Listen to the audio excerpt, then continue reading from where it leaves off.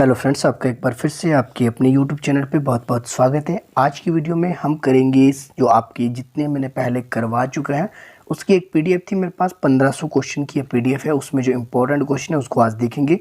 Video को last तक देखिएगा। साथ ही आज शाम को मैं आपके 50 आपके ऐसे क्वेश्चन डालने वाला हूं जो कि मुझे लगता है, जो मेरा अपना एक्सपीरियंस है, मैंने जब टेट दिया था, जो मुझे लगता है कि 50 वो इम्पोर्टेंट क्वेश्चन है जो आपके एग्ज़ाम में, जिनमें से कम आपके 5 से 6 क्वेश्चन अक्सर एग्ज़ाम में देखे जा सकते हैं। तो आज शाम को डालूंगा मैं 50 क्वेश्चन की साइकोलॉजी की वीडियो, उसको भी आप ज़रूर देखिएगा।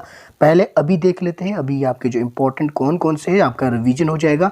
साथ ही ये वीडियो थोड़ी सी लंबी बन सकती है, लास्ट तक आप बने रहिए। पहला प्रश्न है आपके पास, आधुनिक मनोविज्ञान के जनक माने जाते हैं तो कौन माने जाते हैं?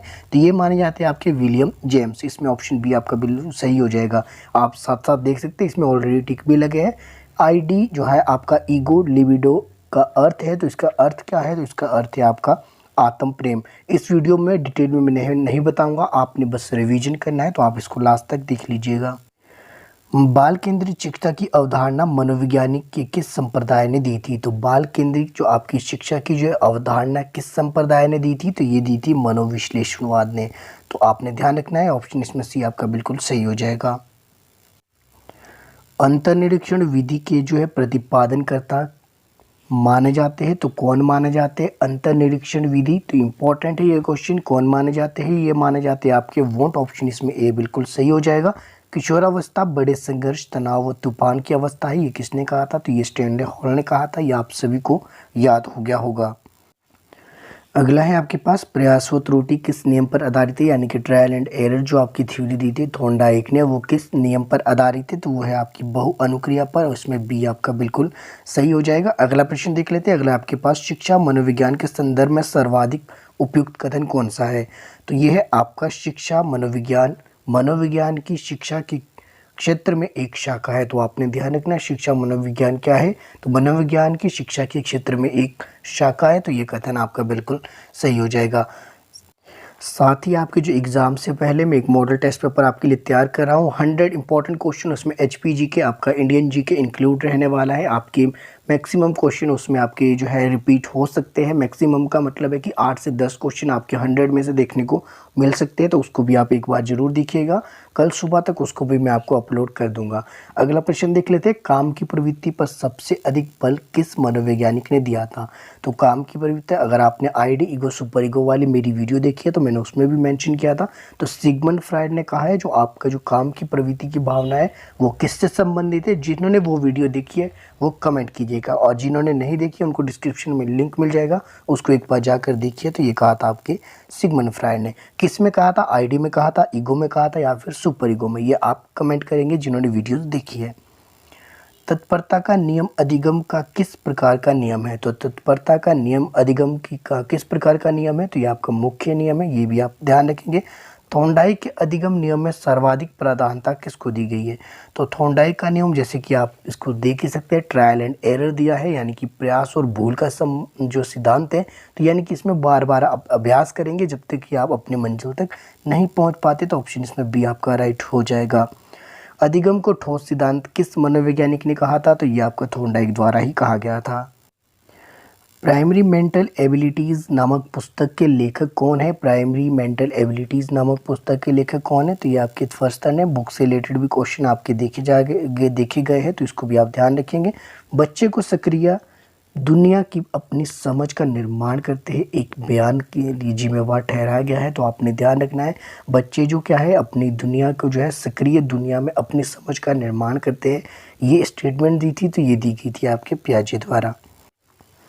जब एक बच्चा जो फेल होता है, इसका तात्पर्य है कि वो क्या हुआ है? तो अगर कोई बच्चा फेल होता है, इसका तात्पर्य होता है, तो उसका तात्पर्य है आपकी कि जो वो पूरी व्यवस्था फेल हुई है। तो इसमें ऑप्शन इसमें बिल्कुल सी सही हो जाएगा।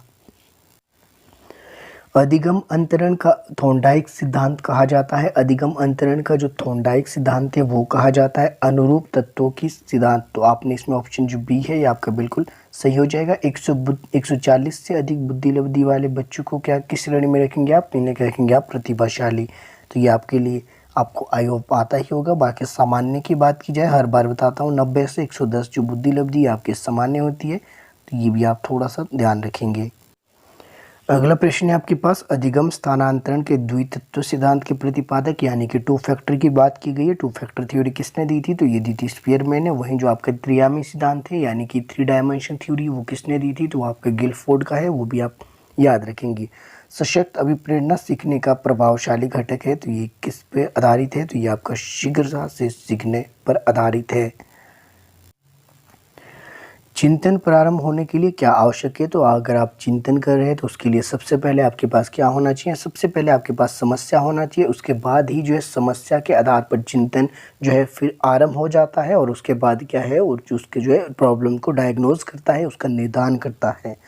मनुष्य आयु का प्रत्यय किसने दिया था? तो ये बी ने साइमन ने दिया था। इम्पोर्टेंट, ये आप इसको वेरी इंपॉर्टेंट आप मार्क कर सकते हैं।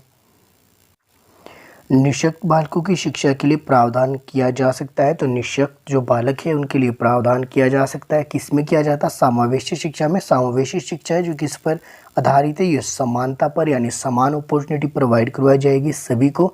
तो समावेशी शिक्षा किस पे आधारित है? समानता पे। चाहे वो निःशक्त बालक हो या फिर सामान्य बालक हो, सभी को क्या है, एक समान अपॉर्चुनिटी प्रदान करना। संवेदन ज्ञान की पहली सीढ़ी है, तो ये आपकी एक स्टेटमेंट है। ये कथन किसने दिया था या किस पर आधारित है? तो ये कथन जो है किससे संबंधित है? ये आपके मानसिक विकास से संबंधित है कि संवेदन ज्ञान की पहली सीढ़ी है।